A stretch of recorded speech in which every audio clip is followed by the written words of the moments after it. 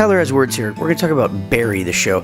I hadn't been really involved in watching Barry until just recently, and it didn't seem like something I'd really want to, but I'm going to tell you why Barry works. It's a super good example of finding tone. Tone is super important whenever you're writing, whatever you're doing.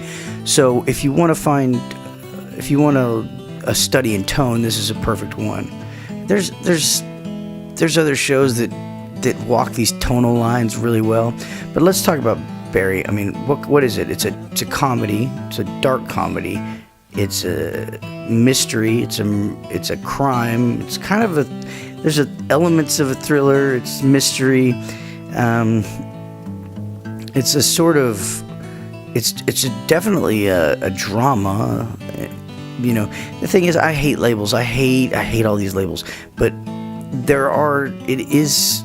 I do understand labels when you're talking about, like, what kind of book do you write? Well, it's a science fiction book. Well, okay, so it's just about science and it's really dry and, you know, absent any emotional whatever. No, that's not what it means. Like, I've never really understood the boxing of things into categories, except for just some guy that, I mean, I guess you have to do it for the people that are, you know, watching at home, or that just need some guidelines because they don't want to look just past the book cover, metaphorical or real.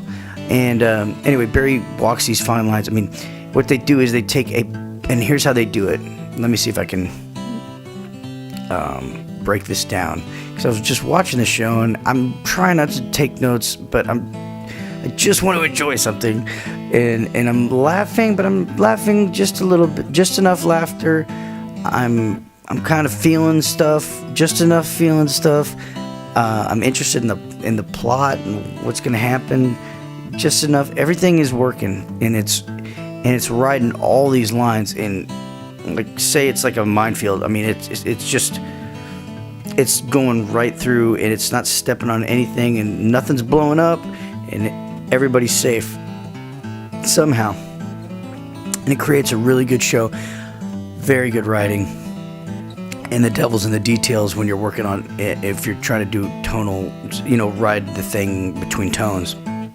If you're writing it straight, this guy's got some binary problem. Guy's trying to kill the, you know, guy, and guy's trying to stop him from killing the guy. Well, that's a pretty linear, straight up situation where you don't have to worry too much about tone. That kind of, I mean, you can do that any way you want, but I think you know what I'm saying. Your average thing that you buy at the airport is gonna kind of have the same sort of just go get them, you know, gun, aim. There's not gonna be a, you know, Jane Eyre like, you know, scene about where, you know, they're hanging out in the gardens at Thornfield, you know, talking about birds. So whatever. Come on, you know what I'm saying. So Barry, it's basically a really interesting way to tell a story, because I think, okay, I would say ultimately it's absurdist. And I don't mean absurd in a negative way. I think in a great way. It's about a hitman that doesn't want to be a hitman anymore. He's having a kind of a crisis of conscience, kind of. But he's a blank slate, this character, which is what you almost need because of all the things that are happening around him. So you start with this. I think it's the only way they could have made this work. Barry, the main character, he's a hitman who wants to become an actor. And what I think, how they make it work, the writers are really, really smart. They use the ridiculous life of a hitman to illustrate or to mirror the ridiculous life of what being an actor is, because being an actor is an absolutely absurd profession in a lot of ways, as is being a hitman. It's an absolutely absurd profession. So they play both of those professions off of each other, and then they let Barry, who's kind of a blank slate, be the palette where all those things all those conflicts can find each other and forge their way, you know, through his, you know, experience onto the screen and into our hearts and minds. Anyway, that's how I see it. I mean, I think that's probably the way they do it. I could be completely wrong. They maybe have like this approach that's way systematically different than what I'm talking about. But to me, that makes the most sense.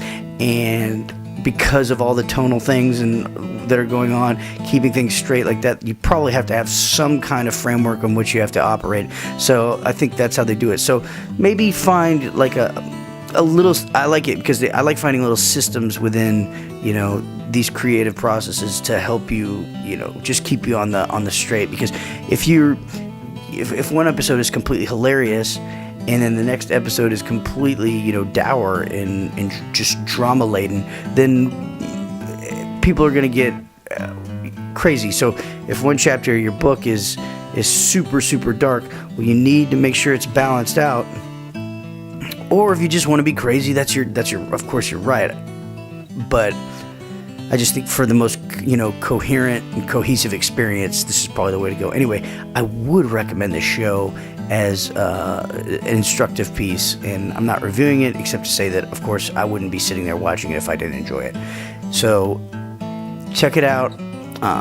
Think about tone, and how to keep it smooth, keep the winds blowing, keep the sails. I don't know. What is it when the sails are doing? I went sailing one time. It was cold. It was in San Francisco Bay.